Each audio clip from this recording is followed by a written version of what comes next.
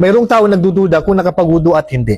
Mayroong tao nagdududa kung nasira ang wudu o hindi. Magkaiba ng hatol yan. Okay? So, intindihin natin mabuti kasi magkaiba ng hatol to. Kapag nagduda ka kung nakawudu ka o hindi, ang original, hindi ka nakawudu. Nakawudu ba ako hindi? Magwudu ka na. Kasi pag nagsala ka, sa kalagayan na yan, hindi tanggap ang sala mo.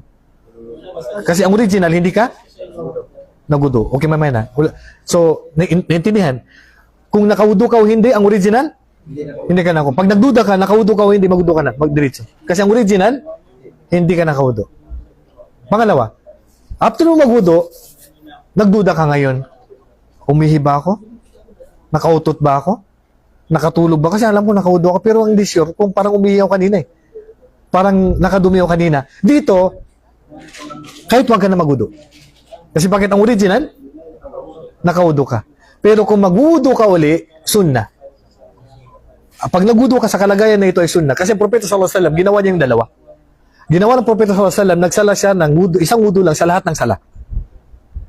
Ang isang wudu, pwedeng gawin niya sa lahat ng sala, basta hindi nasira. Mayroon ding riwaya, isang salaysay mula sa Propeta sallallahu alaihi wasallam na hindi pa nasira ang wudu niya, pagdating ng susunod na sala, ay nagwudu siya. So, pwede ang dalawa. Okay? May tanong? May mga nagsasala